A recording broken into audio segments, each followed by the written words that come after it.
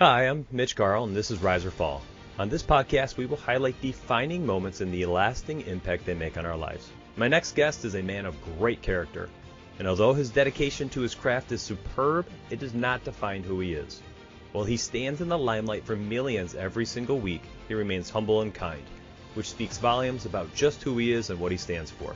I'm grateful to have him on the show, and I warmly welcome the NFL Network host and the man behind the desk on the Red Zone channel, Scott Hanson. What's up, Scott?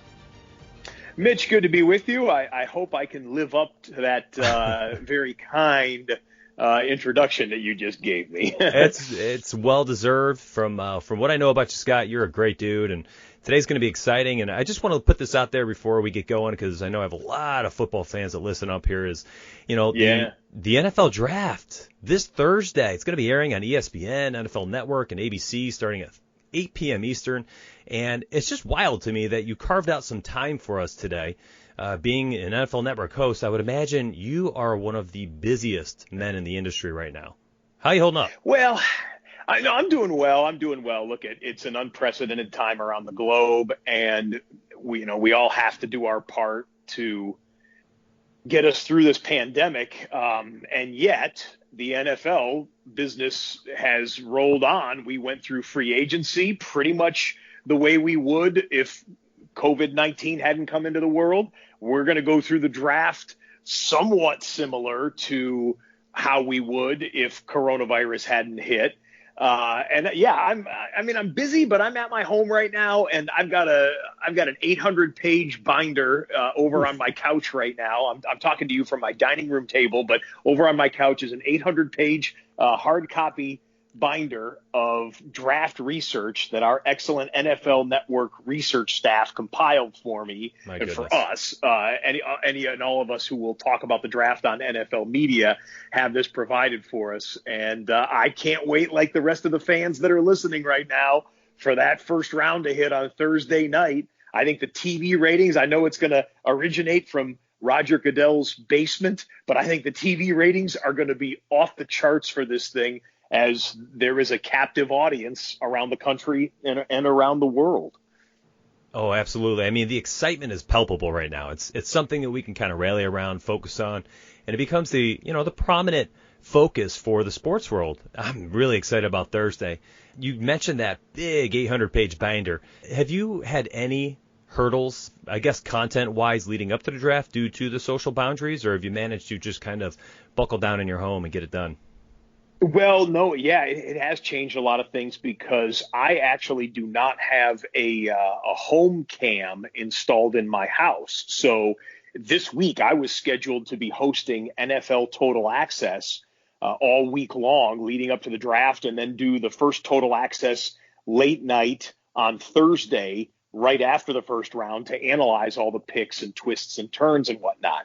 So I won't be doing that this year, and that's kind of a bummer, because just technologically speaking, the network, the physical compound, our complex at NFL Network here in Los Angeles has been shut down. In fact, from what I understand, the only people that are on site are the security guards that are making sure that it's a safe place in terms of social distancing. So we are not operating business as usual. That being said, my colleagues have stepped up, and we are working with a little bit of a skeleton crew to put shows on right now, draft prep shows, as you and I are talking here a couple days before the draft, and then they'll do the draft analysis shows, all from home cams. And then some people, editors, will be working from their house editing. Producers are working from their house on computers. It'll be a little different look than you're used to seeing on NFL Network, but it'll still bring you all the best information, and you'll see every pick as it's being made. That is absolutely mind-boggling. That seemingly you guys are not going to miss a beat here, and it's interesting. There's a lot to adapt to in life right now, and not just with work and recording and things of that nature. It's seemingly kind of a defining moment for our society here in the States, and of course the rest of the world. And Scott, I have to say, you're a very complex person. Truly mean that in the kindest way possible. I really do. You have so much depth. You have this great career, but it doesn't define you. I've looked up some of your background, and you've run with the bulls in Spain. You've climbed mountains, gone shark cage diving. I mean, these are surreal experiences. And you're one of those people who, when you're in something, you're 100 miles per hour. And I just want to hear your story. I want to know about what led you to these things, what has led you to become the version of Scott Hanson we see, and one that I admire to this day. Oh, well, I appreciate that, Mitch. Wow. Well, that's I would say a few things. First off, I went to Syracuse University, and I was a broadcast journalism major. I knew I wanted to be a sportscaster, but my minor in college was psychology. And studying psychology, I've come to know that we are all complex creatures when it comes down to it.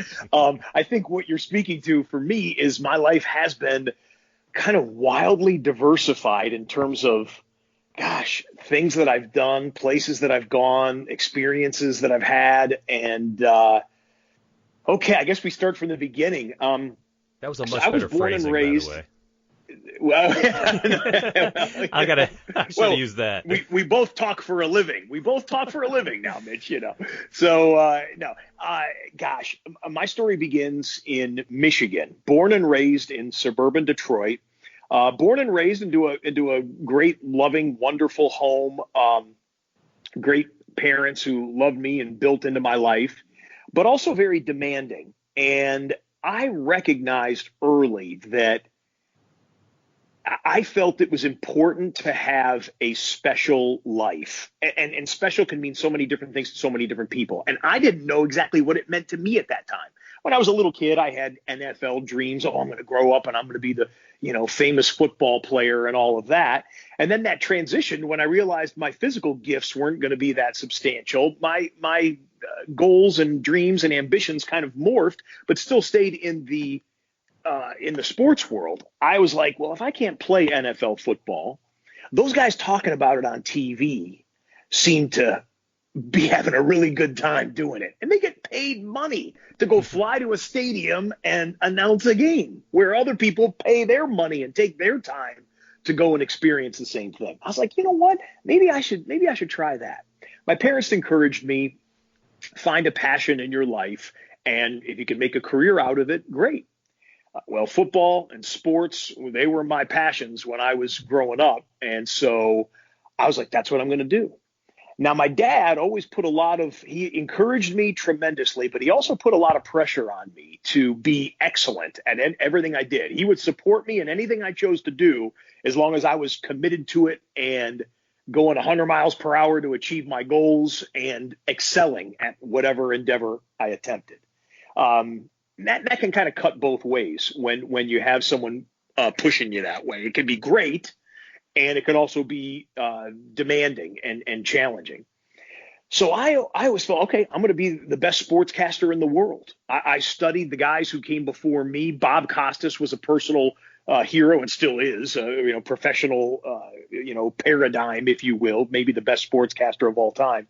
And I studied his career. Okay, where was he at 20 years old? Where was he at 25 years old? Where was he at 30 years old? And I'm going to get there before he did. I became possessed and obsessed with being the best sportscaster, not only that I could be, but the best sportscaster in the world. And I thought if I achieved all my goals, that would bring me money and fame and power and admiration and all these things that I thought would bring me fulfillment. All of these things that I thought would bring me happiness and peace and joy in my life. To put it into a spiritual perspective or terminology, sportscasting and my career and what I thought my career would become became my God in my life. That was what I put all of my hope in towards, and all of what I thought my fulfillment in this life could be would launch from being the best sportscaster in the world. Okay, so that's the foundation of who I was. And that seems pretty intense because I'm telling you, that was what my worldview was at 17 years old, sure, 20 years old, 23 years old, like high school, mid-high school, through college, went to the best university in the country, Syracuse University, for communications, and graduated with honors, walked on the football team, played football for 4 years. We went to 4 bowl games, went 4-0 in those bowl games, finished 5th in the country our senior year, my senior year, was achieving all of these things, and still was driven. Oh, there's got to be more. There's something got to be better. There's something, the next thing is going to really fulfill me. So if you kind of understand how maniacal I was in that regard, and everything in my life was geared towards becoming the best sportscaster in the country. I excluded friendships in my life that I didn't think would benefit me and propel me in that direction. I took my time, and my money was spent on how can I get better at my job. I don't care where I got to go to work. I don't care what hours I've got to work. I don't care how many holidays and weekends and whatever. I'm going to hone my craft and get excellent. Well, that's pretty intense. It probably sounds pretty intense right now to you and maybe to some of your listeners as well. And it was incredibly intense. But I just thought that was normal. I just thought, well, that's the way you're supposed to be. That's the way my dad raised me. That's the way, I'm going to do it. And if you don't like it, screw you. I'm moving on. I'm marching forward. Nothing's going to stop me. Well, living life that way in my mid-20s. So what would I have been? Probably about 24, 25 years old. Okay. I'll spare you all the details, but my life spiraled downward. My life began to unravel. I had made some bad decisions in my life. I had, kind of just become a person that I knew I wasn't supposed to be. And I knew there was something more, but I couldn't put my finger on what it was.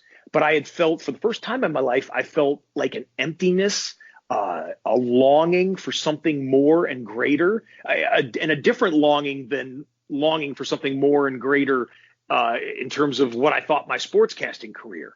I was longing for something that was much more eternal than just, even if I had an amazing 50-year sportscasting career with millions of dollars and Super Bowls and Olympics and championships and all of this other type of stuff covering, where would that really leave me? And I started asking those questions, and it got scary for me. I was like, why am I thinking all these things? Why am I not happy? Why am I not fulfilled?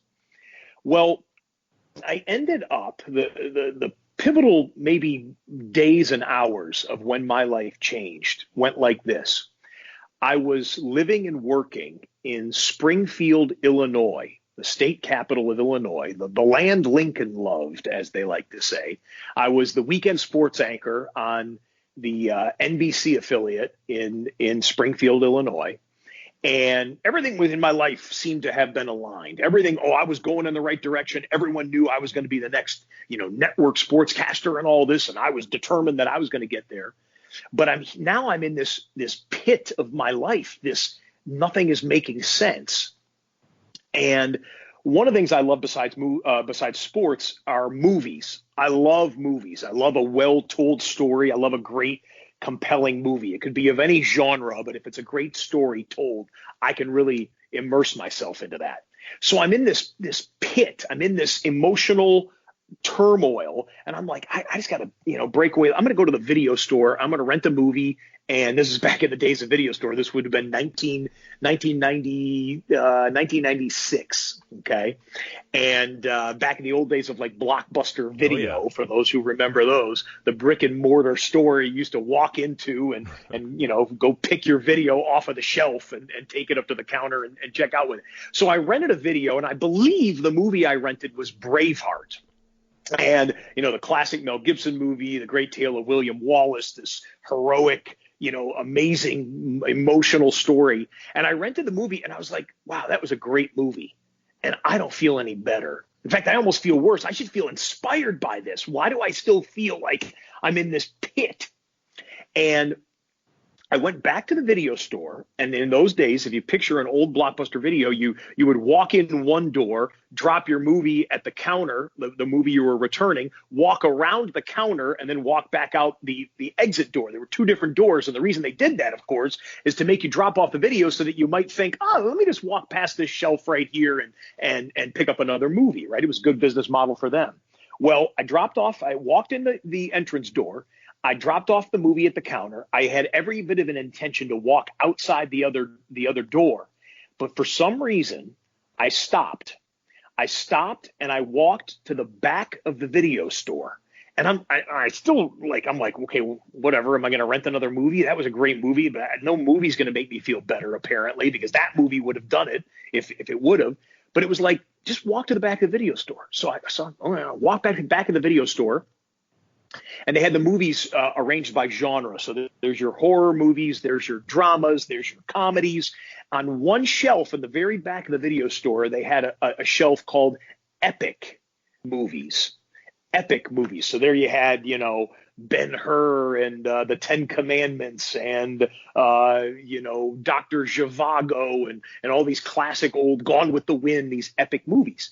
And then staring right at the middle of the shelf right there was a movie called King of Kings. And I'm looking at the jacket cover of the movie, and I can see, okay, there's a long-haired guy with a robe on raising his hands before a crowd. I'm like, that's obviously Jesus, right? And King of Kings, that's one of the names that I had heard they called Jesus and whatnot. And just so you know, the spiritual place where I was at that time, I was raised in the church. I was raised to be a believer and all of that. My family was very religious. We went to church every Sunday. We would pray before meals. But that was when I was a kid. When religion, spirituality, matters of God became my own decision, college and then early career, which is where this part of the story is taking place in, I didn't believe in any of it, really. I kind of walked away from all of it. I thought people in church are hypocrites and Jesus and the Bible, those are fairy tales, those are stories, or at least at the very best, they are stories that maybe had kernels of truth at the beginning, but then they were like Robin Hood or, James Bond or whatever, just embellished and piled on with, infactual information after that. And so I didn't believe in any of that. But here I am in the pit of my life, staring at this shelf in the video store, this movie King of Kings, and an impression, I would say, came over me. And it was like, rent this movie. And I'm like, I'm not going to rent some movie about Jesus.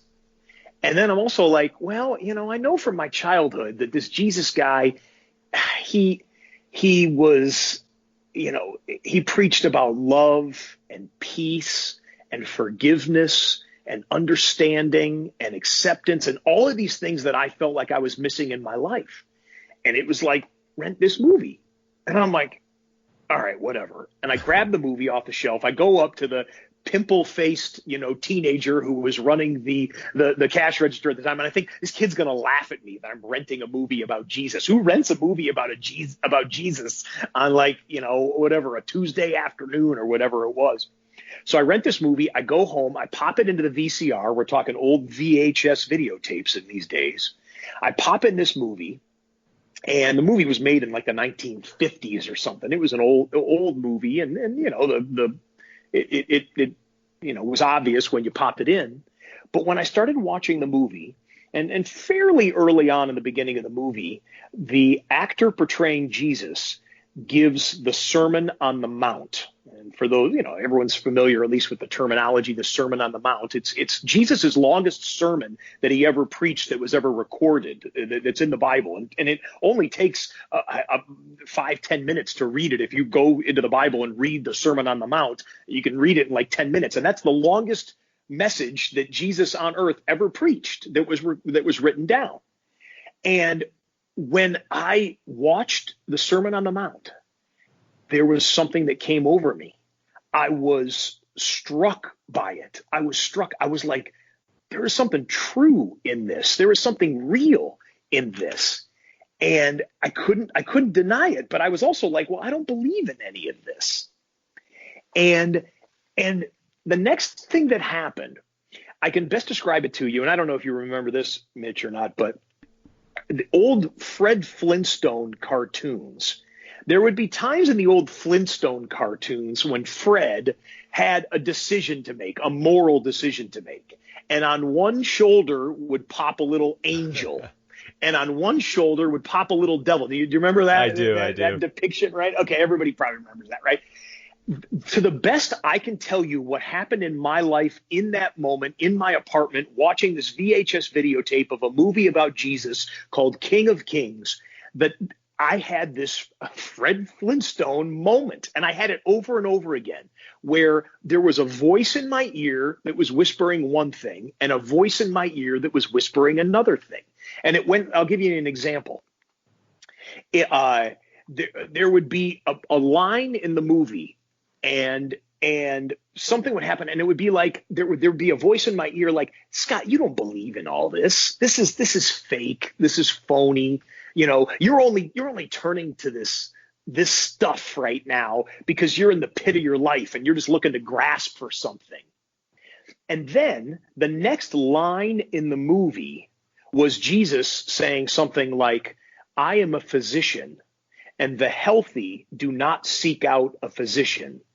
I have not come to call the righteous to repentance, but sinners to repentance. And it was like, wow, that was the answer to that whisper that I had in my ear. And I am telling you, that happened 3 or 4 times in a row where I had some doubt or question or accusation about what I was watching in my ear. And it was my own voice. It wasn't like a voice coming from the sky or something like that, but it was like this. I had this doubt or skepticism, and the next line in the movie was the answer or some reason that would respond to that criticism that I had. And I started freaking out a little bit. I was like, whoa, wait a second here. Wait a second. Like, is someone messing with me right now? Because this is like something's going on here. And I'm watching this movie, but I will say this. As I watched the movie, I was able to forget about all the darkness that was in my life, all of the circumstances that led up to the pit of my life, the choices that I had made, the wrong and error that I had in my life, the sin, quite frankly, to put it in spiritual terms. In my life, I was able to, and when I even paused the movie or stopped the movie to go grab something to drink or go to the bathroom or something like that, like all the bad stuff kind of flooded back in. When I played the movie again and started focusing on this Jesus guy who I did not believe in at that time, certainly didn't believe in as the Son of God. I think I even had doubts at that point in my life if he was even a man that ever really, a real man that walked the face of the earth, which come to know now is a completely foolish take. That there's not a historian alive, atheist or Christian, who doesn't think that Jesus was actually a man who walked the face of the earth. Anyway, so I'm watching this movie, and I watched it over and over and over again. And it was the only thing that gave me some kind of peace in my life. Now, I'm going on very, very long here, but this actually comes to a head pretty quick. After Blockbuster Video was a 3-day rental for the videotape, right? Well, after 3 days of watching this thing over and over again, and it being the only thing that gave me any respite from the darkness that I felt in my life, I'm like, what the heck am I going to do? I got to return this movie. I'm like, I guess I could rent it again, but I'm just not going to sit and watch a movie, all the time. I'm like, I don't know what I'm going to do. So I'm returning the video, and as I return the video, that same accusational, skeptical, doubting voice came into my mind. And it said this time. It said, Scott, that movie only had an impact on you because the cinematography was good. The acting was good. Yeah, it's a cute story, but it's fiction like anything else. In fact, all those words that Jesus said that you think impacted you, it's probably not even what he said. You can't trust that. They probably changed it or embellished it. Well, then, back to the Fred Flintstone thing, the good voice, if you will, came back into my mind and was like, well, why don't you check it out? Why don't you check it out for yourself and see if those were actually the words of Jesus? I went home And I happened to have a Bible on my shelf. I never read the Bible. That was for religious kooks to read the Bible, right? You read the Bible in church and that's it. You don't read it on your own time. And I happen to have one. I pulled it off the shelf, probably blew the dust off of it, opened it up.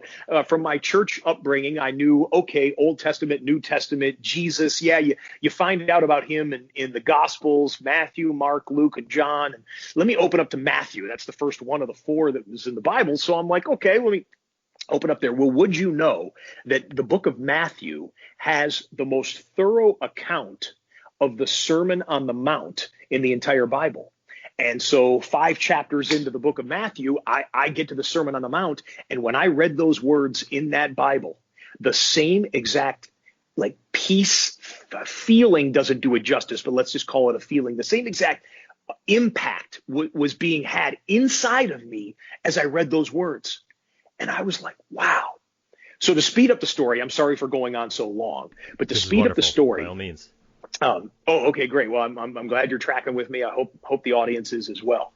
To speed up the story, I started reading these words, and I was like, there's something about this Jesus guy. There's something about him. And I'm like, but I don't believe in him. I don't believe he's the Son of God. I don't believe he died for our sins. I don't believe all that stuff.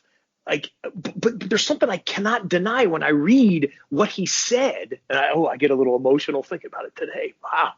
I'm sorry. I don't mean to get overly emotional. Please. I remember what it was like. I remember what it was like to feel like there was something there, but I don't believe in this.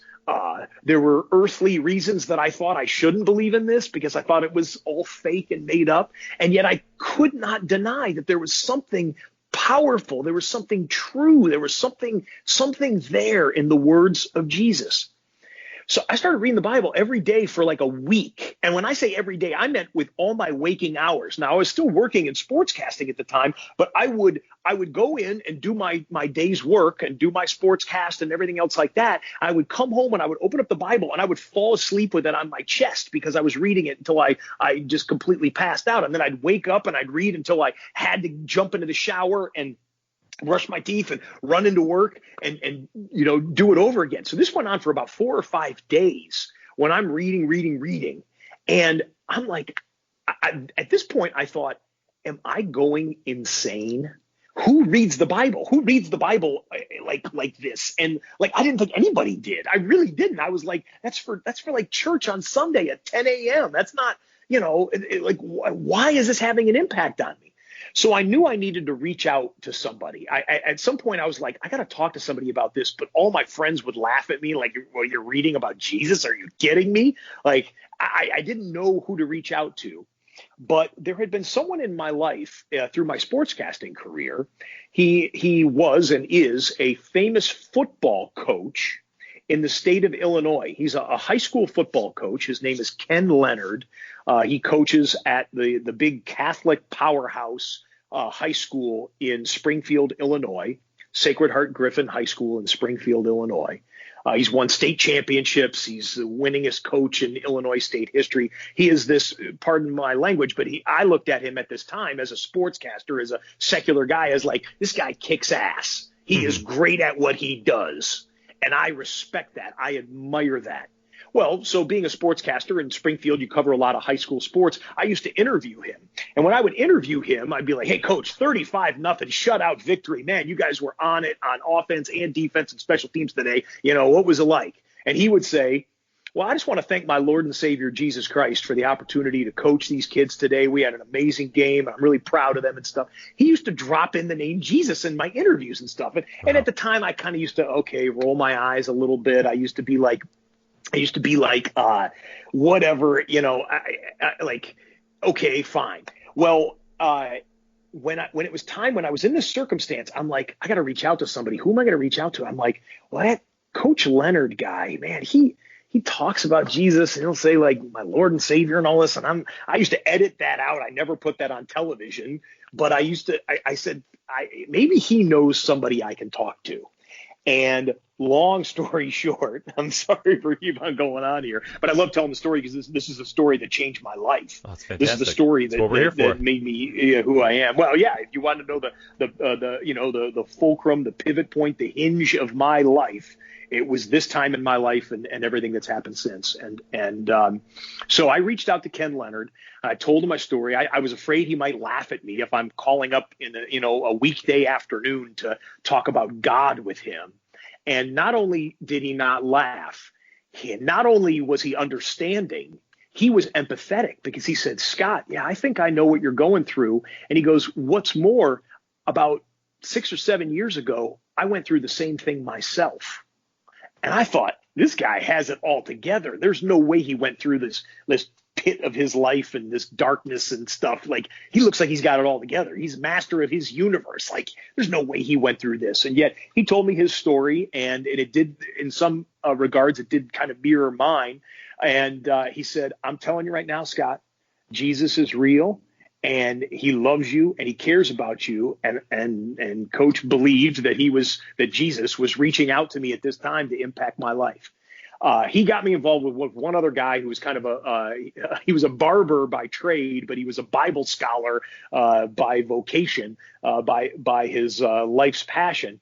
And at one time I'm like, okay, I you know what? I know I didn't believe in any of this, but I think I didn't know the words to say. I was like, Jesus, to the best that I understand, what you're saying through these words written in the #1 best-selling book of all time, the most translated book of all time, the indestructible book that's over 2,000 years old. To the best I understand it, if you really do change lives, if you could take a mess, and I felt like my life was a mess at that time, internally. People externally would have looked at me like, oh, Scotty's kicking butt, he's doing great. But I said, Jesus, if you could take a mess that I've made of my life and the darkness that I know I have inside of me and the sin that I know that I've committed and the error and the wrong that I've had, if that's who you are and you could take a mess like this, do it for me. Be #1 in my life. And that was April 23rd, 1996 at 1:07 in the PM. And my life changed. There was no lightning bolt that came out of the sky at that exact minute or moment. I just happened to know that because I was actually praying on the phone with one of those two men that I was telling you about. I was like, okay, I'm going to tell him I want him to be #1 in my life. And he actually wrote it down. Scott Hanson became born again April 23rd, 1996, 1:07 in the PM. And he handed me a piece of paper when I met up with him at, I don't know, McDonald's or somewhere later to kind of talk about this journey that was now starting in my life of following Jesus. And he handed me the piece of paper. He said, hey, that's your new birth certificate. And we kind of laughed at it and stuff. But I just happened to memorize that, happened to remember that. And that was my moment. And it doesn't happen in one moment necessarily like that for everyone. Sometimes it's a longer process. And mine was a process, too, from the time of renting the movie to considering, is Jesus really real, to reading what he said and then opening my heart up enough to say, if you're really real, Jesus, if you're really real, God, is this who you are?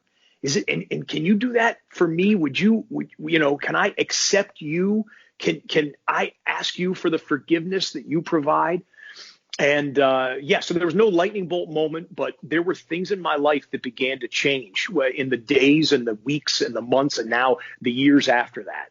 And that was the absolute pivot point of my life, is when I accepted Jesus as my Lord and Savior, when I asked him to come in and be #1 in my life, looking at who he was, who he said he was through the words of the Bible, to say, okay, and this is also what you say about me and me, Scott Hanson, or me, a member of humanity, because the Bible says that all of us have sinned and fall short of God's perfection, his glory, his standard, and that we are separated from him because of that, and that we can't just do a bunch of good things and go volunteer at a soup kitchen or something like that and work off all the bad things that we've done, that there is a penalty that needs to be paid for those things, and we can't pay it ourselves. And yet God so loved us that he would do it himself, that he would come down from heaven in the form of Jesus, live the perfect life, a perfect sinless life, die a horrible, gruesome death, and then rise from the dead 3 days later. I mean, you and I are talking here, Mitch, what, about 10 days maybe after Easter? Mm-hmm. Here in 2020, that's what we celebrate. That's what it is. It's not the Easter bunny. It's not, chocolates and candy, and all those things are great and whatnot, but it's the moment that split time in half. Whatever, and I'll talk to every listener right now, whatever your birthday is, think about your birthday. Mine's June 24th, 1971. How do I reckon June 24th, 1971? Well, it's based upon from the time that this man Jesus lived until the time that from the time he lived until the time afterwards. That's how we reckon anything. Columbus sailed the ocean blue in 1492. 1492 is from the time of Jesus. That's how impactful one life was. One life of a man who never wrote a book himself. It was his followers that wrote down what he did and said. He never wrote a book. He never held a political office. He was never, he was an itinerant traveler, basically going and speaking about the kingdom of God. And yet he lasts to this day. And the leaders, the Caesars, the kings, the emperors of his time are long gone and forgotten, or just a footnote in history, where this man Jesus split history. And I still can't believe it to this day that he would love someone like me so much to reach me through a movie that somebody made in the 1950s, through his word that was preserved through the decades and centuries, and in my own heart. And that's what's changed my life for forever and ever, eternally, certainly, but even the way that I live out my life. And if I'm going on too long and you need to stop me, tell me, because I'm fine with that. But you started the interview by saying, oh yeah, like running with the bulls and great white shark cage diving and going into the Amazon jungle and swimming in the Amazon River, all these climbing Kilimanjaro and all these other crazy, adventures that I've had. Those have kind of manifested themselves out of a life that is now hopefully about giving back to other people and about telling the story, telling the reality of what Jesus did in my life and living it out in to the best authentic way that I possibly can. Am I still a sinner? Yeah, I still sin. I still do things I don't want to do. I still fail to do things that I know I should do, but I live from a place of forgiveness now. And with a hope for eternity that has completely changed my life. Now, I ultimately left television, and maybe you and I will have to do this another time, and I can tell you my whole story here. How are we doing on time? I don't want to. I want to go ahead and give you the full story so that people know, what is this guy talking about? He's just saying Jesus, this and that. I get it. I used to be one of those people who used to listen and be like, why are people talking about this guy? Why? What is, like, come on.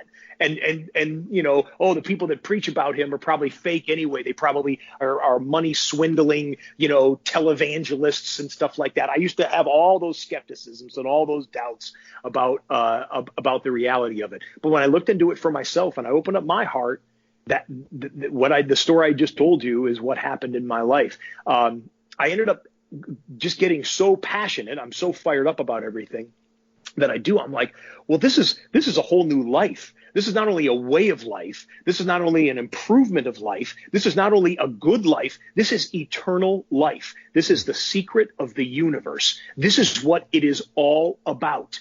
If you've been searching for what it's all about, Scott, this is it.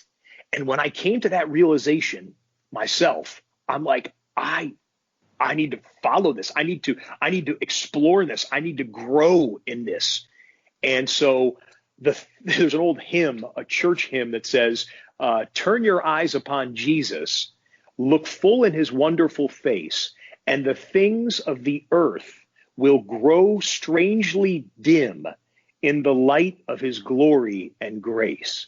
And the things of the earth growing strangely dim, that line in that hymn always hits me. The things of the earth grew dim to me. They didn't wipe out totally. I didn't become an ascetic and just leave the world behind and renounce materialism and all that type of stuff. But my sportscasting career, the money that I had accumulated, the relationships that I had, all those things, they became secondary. They became less than this pursuit. And I was like, I've got to grow in this, because if I don't grow in this, I'm likely to be one of these people who takes 10 steps in that direction. And then it was just like, I just would fall off. And yeah, Jesus, I went through a Jesus phase in my life, and I didn't want it to be a phase. I wanted to have this be transformative in my life. And when I recognized that he was real and he had the power to be transformative, I'm like, show me the direction, show me the path. I want to walk in it, even if it's difficult.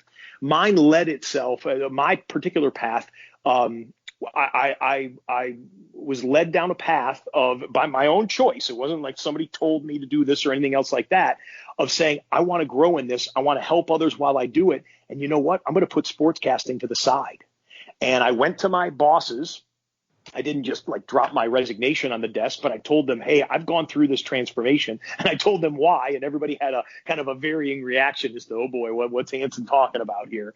And I said, I'm going to leave work. I'll take as long as you want, however much notice you leave, but I'm not going to be on TV anymore. And they couldn't believe that part, because everybody knew that Scott Hanson was possessed with being the best sportscaster in the country. And you had to keep building and stacking shows and refining your skills and honing your craft and all of these things to go in that direction. And I was going to stop. I was going to leave work. What was I going to do for money? What was I going to do? How was I going to build my resume? What is going on with you? And you're talking about Jesus during all this? It seemed crazy to people. And I was like, well, I understand that. I understand that, but this is what I know I need to do. And they asked me to sleep on it. I did. And I slept on it and prayed about it for days. And I said, no, that's still my choice. So I ultimately left Springfield, Illinois, left my job there. And I went and I worked with a group called the Missionaries of Charity. This is Mother Teresa's organization. Everybody knows Mother Teresa by reputation, and helping the poorest of the poor. And they have a volunteer program. I'm not sure if they still do, but they had a volunteer program back then where male volunteers could go and live with what they referred to them as brothers, kind of the male equivalent of a nun. And you would go and help and serve the poorest of the poor in whatever city you were assigned to, wherever city you were working in. Mine ended up being Los Angeles. There's plenty of need, homelessness and poverty, and some real grief and trouble in the rough parts of Los Angeles. And so I worked in the homeless region of Los Angeles, regions. There's many, the gang infested areas and all of that, and worked and helped out, ran different ministries and helping out people however we could with material needs and spiritual needs. And after a year of doing that, and when I left, I said I might never come back to sportscasting. It wasn't like I'm going to take a year, sabbatical or something like that. I was like, Lord, you direct me which way you want me to go. You want me to go in any direction. You want me to go to Bible college? I'll do that. You want me to, become a missionary? I'll do that. You want me to sweep up a gymnasium for the rest of my life? I'll do that. You want me back in sportscasting? I'll do that. After about a year, I was led back into that's a whole nother story, but led back into my television career. I felt like, I had been gifted some gifts that allowed me to have some success in sportscasting. And if I can do that to glorify God, I will. But it's never going to be number one in my life like it was. My sportscasting career will never drive the vehicle anymore. It'll be along for the ride.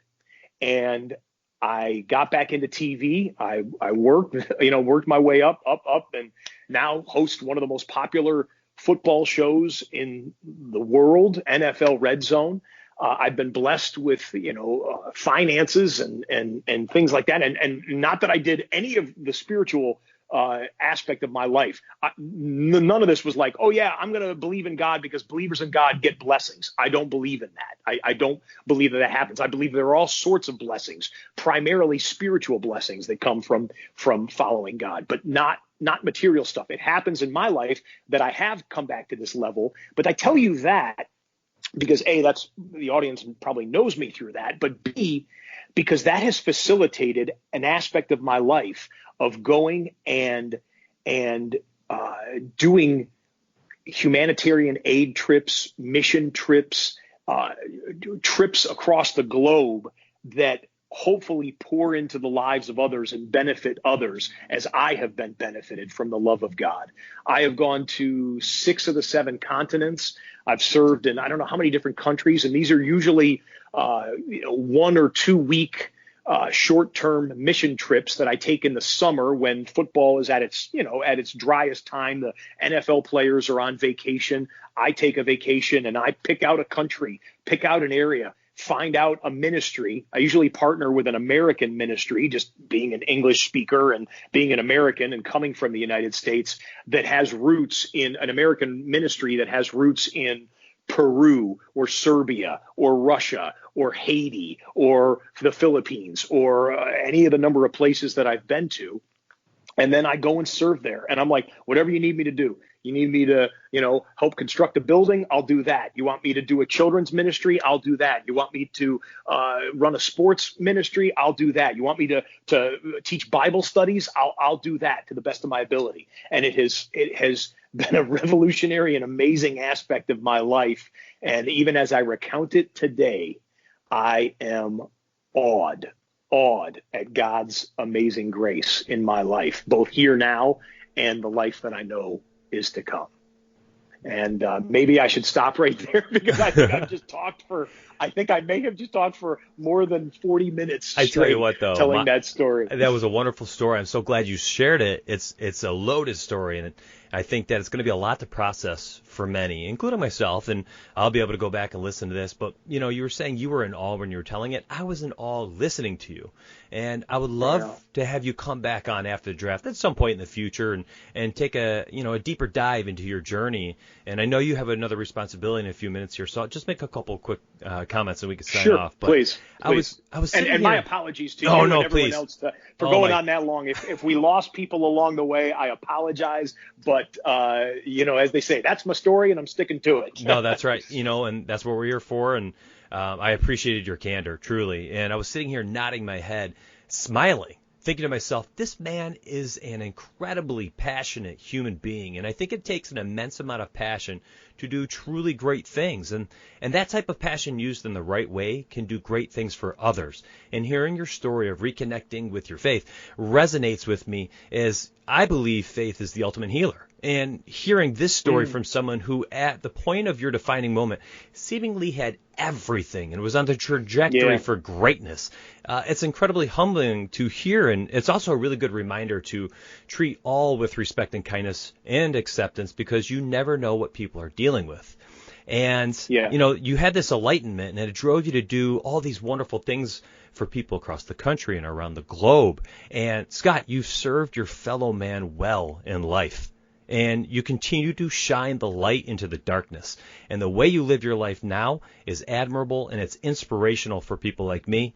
And it means a lot to me that you came on the show and you told your story with candor and an exceptional message. And I wish you nothing but continued success and deep, rich fulfillment out of all aspects in your life. Oh, well, I appreciate that. Well, I mean, it's a heck of a podcast that you have here, that you can just let someone like me go on like that for that long. In today's soundbite culture, to be able to tell something with a little more depth and detail is nice. And I wish you all the best in going forward, and all your guests that come on, that if you treat them as well as you treated me, you're going to be a huge hit in the podcast world. Well, thank you very much, Scott. And I really appreciate it today, and we'll have to keep in touch through socials. Make sure that you guys turn into the NFL Draft this Thursday at 8 p.m. That will be covered on ESPN, ABC, and the NFL Network, which I will be tuning into. As always, please subscribe to this podcast and tune in for more defining moments on Rise or Fall.